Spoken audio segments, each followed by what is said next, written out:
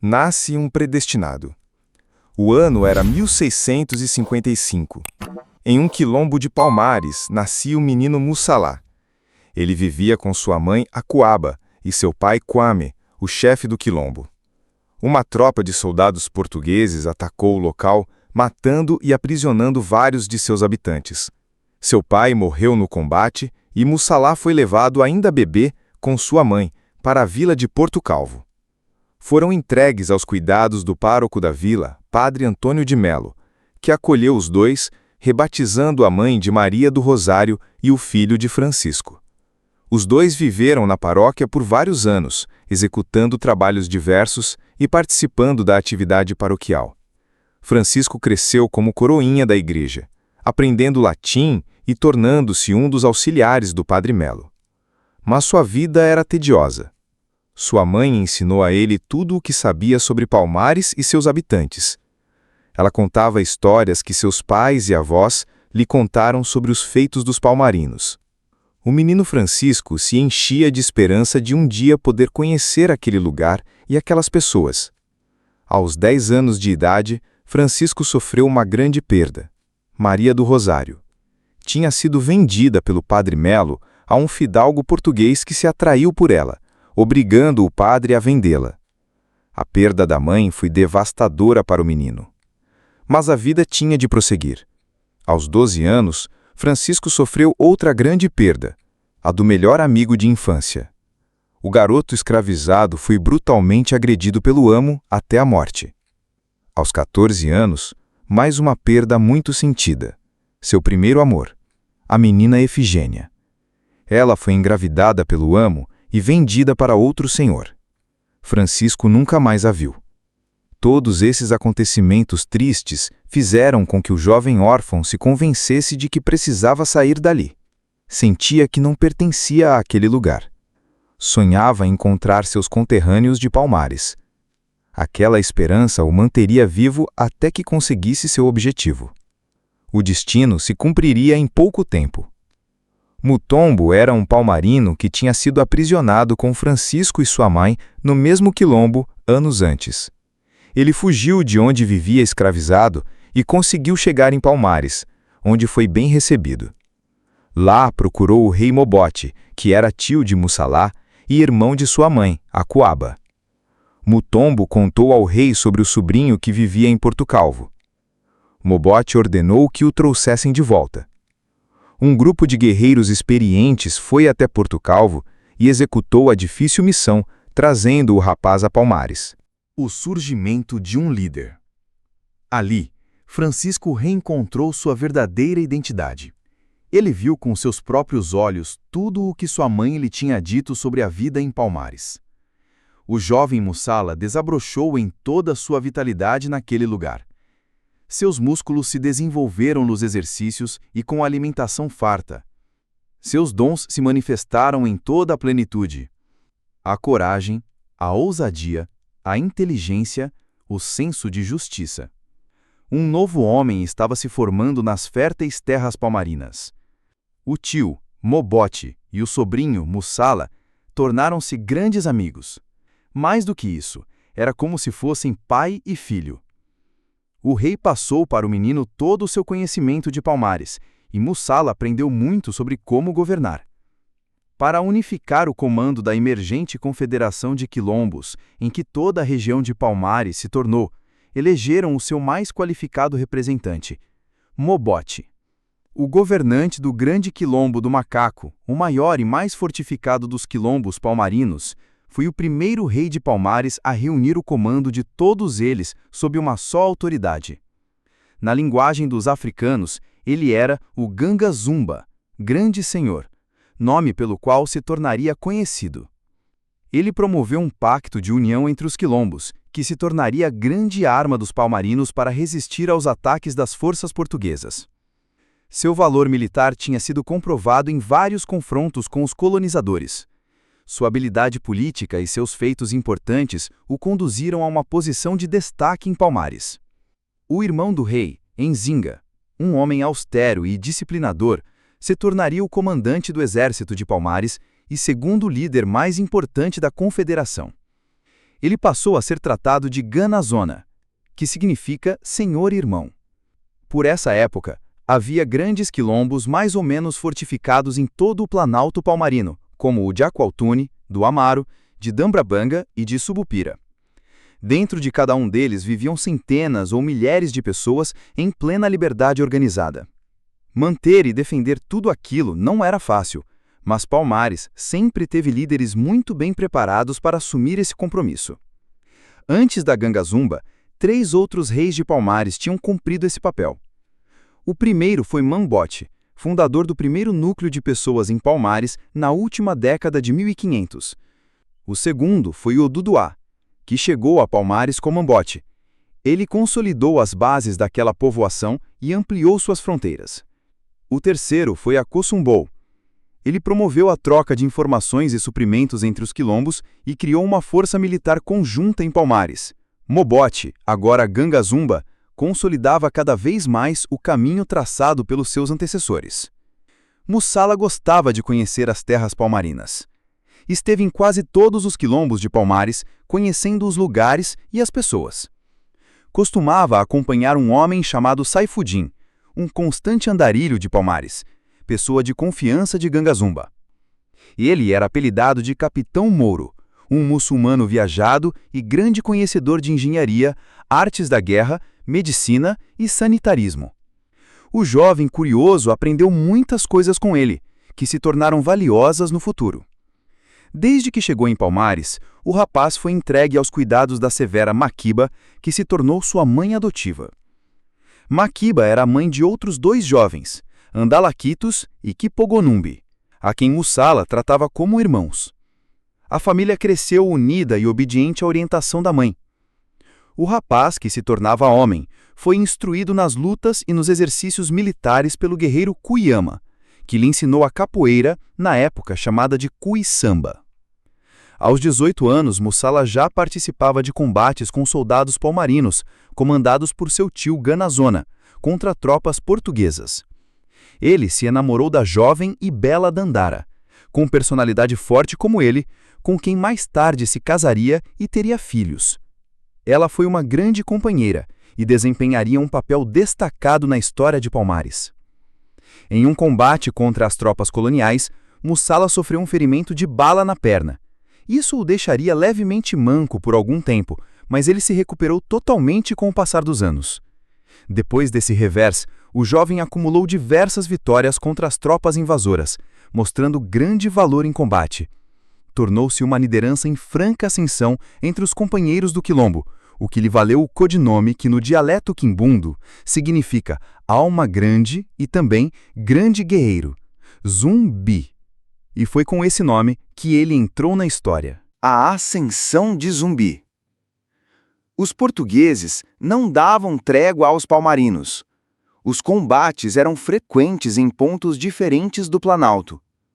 Numa destas investidas, Gangazumba quase foi feito prisioneiro. Conseguiu escapar, mas seu irmão Ganazona foi capturado. Isso tudo fez o rei ponderar que era hora de buscar um acordo com os portugueses. Zumbi era radicalmente contra qualquer tipo de negociação. Defendia firmemente a ideia de que os palmarinos não deveriam ceder 1 centímetro de seu território. Também defendia a libertação de todos os escravizados da colônia, os portugueses que se virassem sem escravos. Zumbi acreditava que os deuses africanos se empenhavam pessoalmente em sua causa. Considerava-se um predestinado.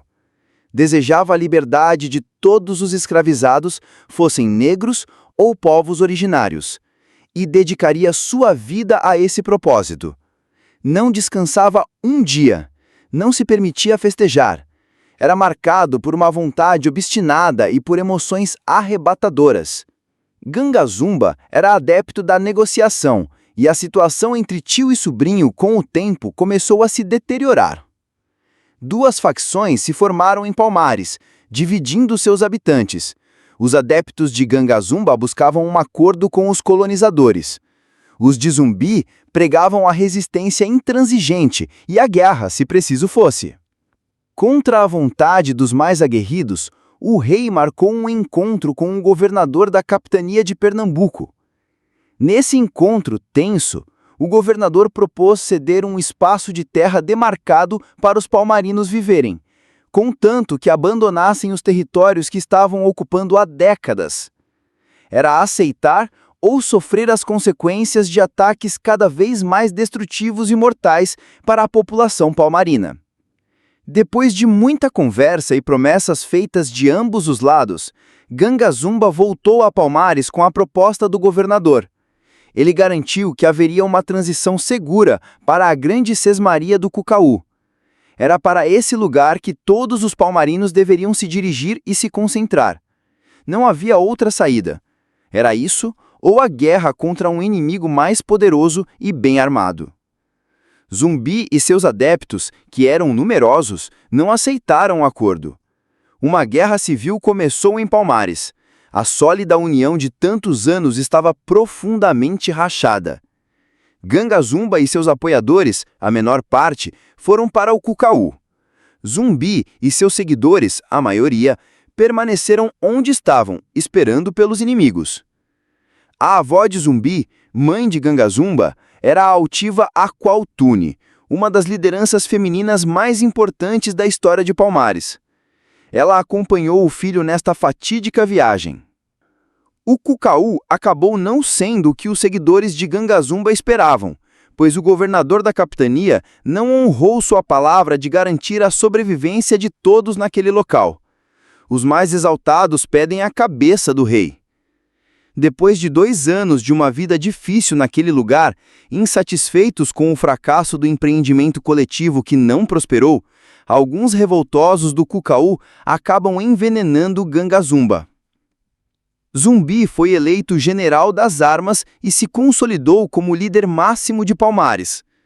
Com apenas 25 anos de idade, ele foi o mais jovem rei palmarino, permanecendo nesse posto pelos 15 anos seguintes. O reinado de Zumbi seria o último daquele império de rebeldes. Palmares se preparava para sua fase mais decisiva. O Canto da Fênix. Além de Dandara, Zumbi uniu-se a Maria da Graça de Melo Paim. Era uma mulher branca, filha de um construtor de barcos espanhol. Tinha sido raptada como refém num ataque mal-sucedido de quilombolas a um vilarejo. Quando conseguiram fugir e se sentiram seguros na floresta, não quiseram abandonar a moça à própria sorte. Resolveram levá-la para Palmares. Os companheiros a ofereceram como esposa, e o rei aceitou. Zumbi não teve filhos com ela, mas tratou-a como esposa enquanto viveu. No decorrer de vários anos, as forças de Zumbi fizeram frente ao exército colonial, resistindo às investidas constantes. Mas o número cada vez maior de soldados que eram recrutados na própria colônia ou que vinham de Portugal, os diversos tipos de armamentos, os investimentos maciços e as ações coordenadas e persistentes pesaram a favor dos portugueses. Depois de mais de um século de florescimento e resistência, Palmares ameaçava ruir. Dia após dia, os quilombos que compunham a confederação iam desaparecendo sob fogo e ferro dos colonizadores. Muitos quilombolas morriam, muitos eram capturados e escravizados. O que restava dos povoados, construções e lavouras, era queimado para que não sobrasse nada. Foram anos de lento declínio populacional, de avanços territoriais dos colonizadores, de vidas perdidas, famílias destruídas, parentes separados e, o pior de tudo, a perda da tão duramente conquistada liberdade. Encastelado na cerca real do Macaco, a fortaleza palmarina mais temida pelos portugueses e que seria a última a cair, Zumbi fazia o que podia. Juntamente com os membros de seu conselho, incluindo o capitão Mouro, o ancião Baltazar e ex-maiorais de quilombos destruídos, inventavam as maneiras cada vez mais criativas e também desesperadas de sobreviver. Mobilizava seu exército em várias frentes para rechaçar o inimigo e mantinha sabotadores que promoviam estragos em plantações, celeiros, criadouros de animais, poços, equipamentos e todo tipo de suprimento logístico dos colonizadores. Mantinha centros de treinamento militar, como na cerca de Subupira, e pontos de vigia em todo o vasto território de Palmares, fornecendo informações sobre deslocamentos de tropas inimigas.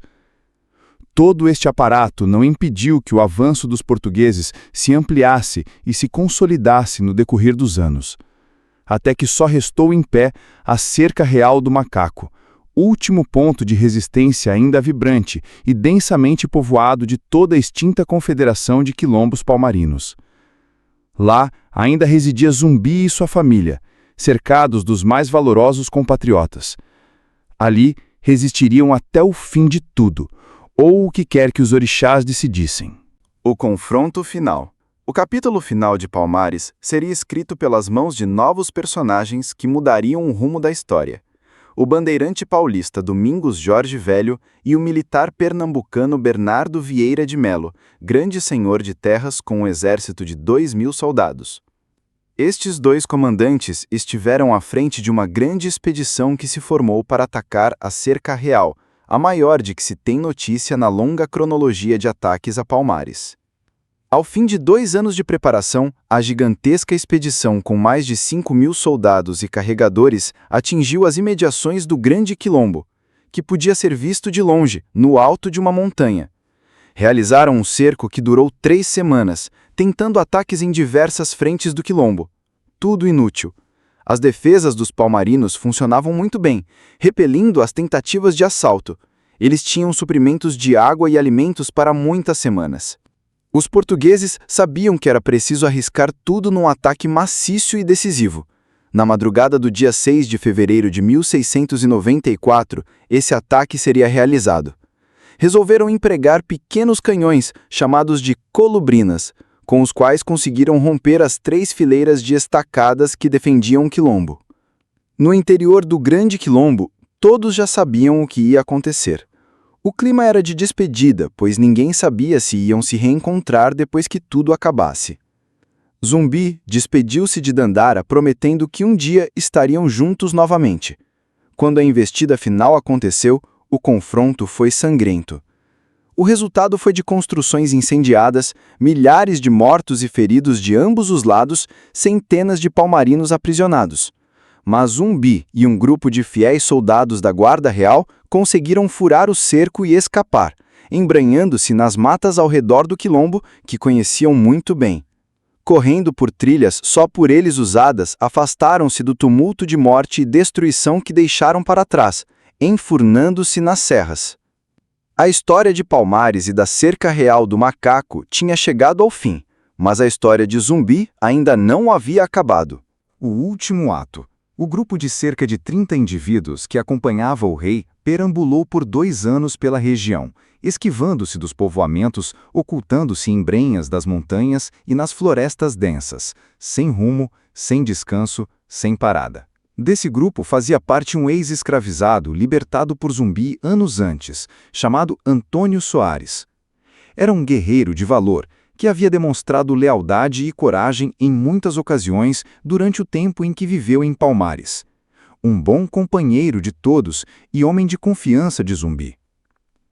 Chefiando um pequeno grupo, Antônio Soares invadiu um povoado perto de Sirinhaém para conseguir alimentos. Foram surpreendidos por uma tropa de soldados portugueses que aprisionou todos eles. Sob terríveis torturas, um dos aprisionados entregou o chefe do bando, Antônio Soares. Depois de uma prolongada sessão de martírios, foi a vez do próprio Soares ceder e concordar em levar os portugueses até o lugar onde estava Zumbi.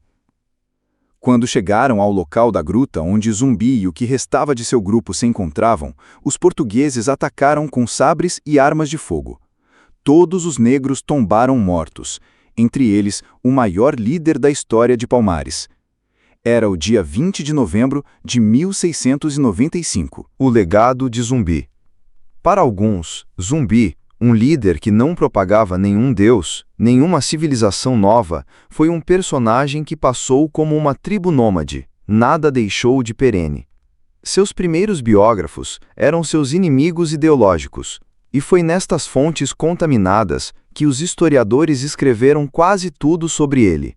Mas a lembrança de seus feitos memoráveis está gravada não apenas no papel, mas nessa matéria indestrutível na qual se inscrevem as imagens do tempo, e que perpetua a memória dos grandes acontecimentos, a memória humana. Ao simbolizar a luta pela emancipação dos escravizados, Zumbi transformou-se num dos grandes heróis da civilização brasileira. Um tipo muito especial de herói, que soube como poucos conduzir seu povo na guerra contra os opressores. Foi o apoio dos fracos, e o guia que dignificou com o seu exemplo todo o povo escravizado. Alimentava o ideal de que um dia seu povo conquistaria a emancipação definitiva. Zumbi tem lugar de destaque na galeria dos homens admiráveis que forjaram com seu trabalho, seu sacrifício e seu sangue os fundamentos de uma nova era. A magnitude de suas façanhas o colocou na vanguarda dos que viveram neste mundo. Ele transcendeu o tempo, descortinou para sua gente amplos horizontes e viverá, queiram ou não seus detratores, eternamente no curso dos séculos. A história completa de Palmares está escrita no livro A Fênix Negra, Palmares Revivido, de Silmar Pereira, à venda na Amazon, em e-book e livro impresso.